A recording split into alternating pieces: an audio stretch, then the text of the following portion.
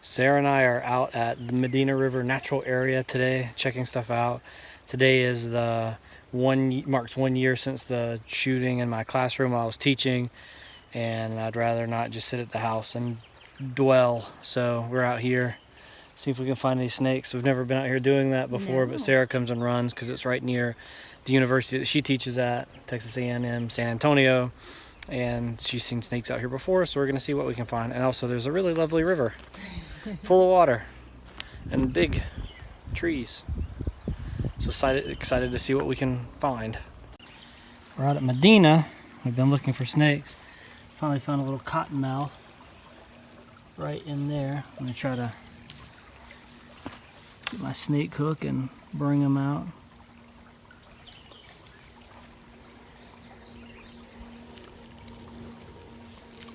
Oh, it might be a water snake. Can't really see its head. They're kind of cryptic. So come around this side where he's coming out.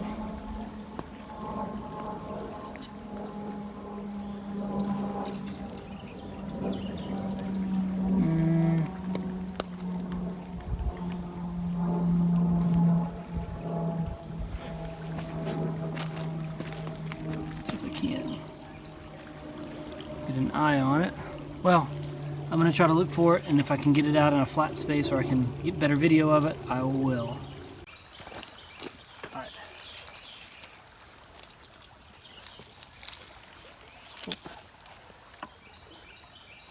It's alright, it's alright. There we go. Alright. So we got a little cottonmouth here. Finally got it out. It's being super duper calm. It's really quite a beautiful snake. Just don't want it to quite get away yet. They're little stubby snakes. They're a little bit kind of a pain in the butt to handle, but quite beautiful. I was able to get my hand on it and pull it out once I got its tail out enough. Much easier to handle, but not even all coiled up. And you know, when they really get threatened, what they'll do is they'll coil up and they will open their mouths and show why they're called cottonmouths. Their inside of their mouths are bright white. I'm just being really gentle with it. Really excited to see this because the place where we normally have been looking for snakes, there's might be cottonmouths there, but there's never really enough water, so I'm not convinced. I think the sign says that they're there. It's a pretty good sized snake. They get a lot bigger than this, but it's just really exciting to see. So we get some pictures of it and get it back in its little hidey hole and then head out. We're going to get this one back in its little hidey hole over here. So just get it.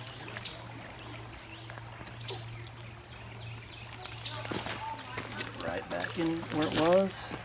Oh.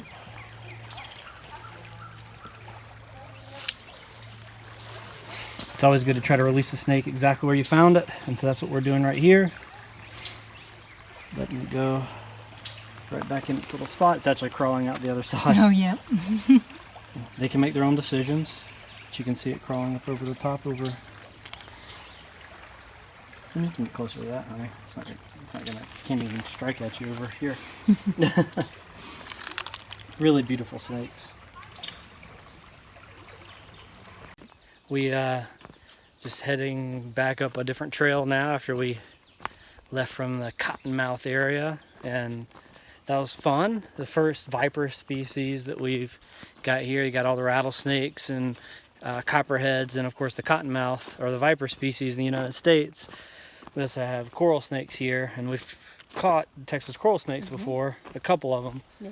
That was our first viper, and that was exciting. And cottonmouths are especially exciting, one because they're just really cool, very beautiful snakes. They're kind of odd looking. They have a flat top of their head, so I don't know, I just think they're really cool looking. You get such a wide range of like behavior and temperament with them. So I've had, back in North Carolina when I was doing this stuff, I've had cottonmouths that would immediately start striking at you when you're like 6 feet away from them. And then I've had cottonmouths who just sit still and then like never do anything. And then I've had cottonmouths who just gape and they show off why they're called cottonmouths. They open their mouths up really wide, and it's like a very beautiful kind of lustrous white inside their mouth that they use as a threat display to say, hey, look, I'm scary, leave me alone. And they're quite venomous. And this one, just fine. We got it back into its little hole. It decided to come out the other side, as I think is in the video. Yeah. And sat there and just watched it for a little bit. And it was perfectly content, just being curious and hanging out and staring at us. And we figured it was time to move on, give it a break. We don't want to be too annoying. Anyways, I think we're kind of headed back to the car. We're into a different kind of biome now, so we may see some different kinds of snakes if we see anything at all. Luckily, we're out of all the damn poison ivy. So much of it down by the water. Yeah, so you couldn't do a whole lot of looking. We're out here now in this more open grassland area, so we'll check it out. So even though Sarah runs here, she's never come down this way before, and this is only my second time out here because it's like on the south side of the city, and I don't teach at Texas A&M San Antonio, but just like I almost called it Reedy Creek. So Reedy Creek was where we used to trail run in North Carolina, in Charlotte. Just like at Cathedral Rock, or on that part of the Greenway, you've got the like kind of an ant nest, and then little trails that kind of go off into the forest from there, which is cool. Ant highways. Yeah. All right, well, we got one snake today. That's the best we've done in how many days? A week? More than a week? Yeah, that's true. Since we've caught a snake. So that's good. I guess we're going to go ahead and head back to the car because we're both thirsty and we didn't bring any water with us because we're like not that far away from the car. Anything you want to say, Sarah?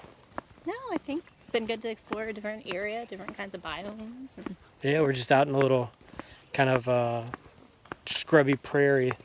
Just kind of uphill from where the river is. That was cool. We saw a bunch of ants. Saw a painted bunting, which is a really pretty bird. What else do we see that was cool out there? A dead lizard. Wildflowers. Lots of beautiful wildflowers. So many beautiful wildflowers. That was great. So now I guess we're going to head back to the car and then head home so we can get ready for dinner and I can mope around for a little bit. Forgot to mention before we get back to the car, I'm also working on a new paper, Anthropology paper, that maybe I'll read at some point on this. I don't know, it might be interesting. Mix up what's on the channel and just being us walking around in the forest or whatever, and every once in a while finding a snake. And then hearing me talk about anthropology stuff and to read some of the work that I'm doing. This has nothing to do with the multi-species stuff. It's more about using a book by Orson Scott Card called Speaker for the Dead, which is the sequel to Ender's Game, to think about notions of colonization and genomics in contemporary Western capitalist society. So we'll see how I feel at some point in the next few days if I want to read it after I get some feedback from my very esteemed peers. There's a cool ruin up here. I forgot all about it. Sarah reminded me because she's been here many more times than me. But it's just mainly the chimney and the hearth, maybe. But we're not allowed to trespass there, so says the sign. Yeah, the chimney and another chimney. 2 chimneys. Cool. More ants. Onward we go. So we've gone off the trail a little bit again and come across, just back a little bit into the woods, another building. And this one seems like it might have been somebody's house, but is in quite a bit of disarray, but good opportunities for sleeping.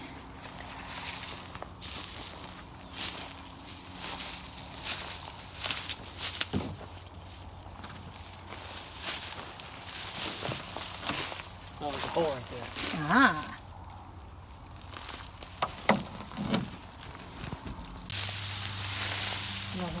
Oh, lizard. something ran. Little gecko. Yeah.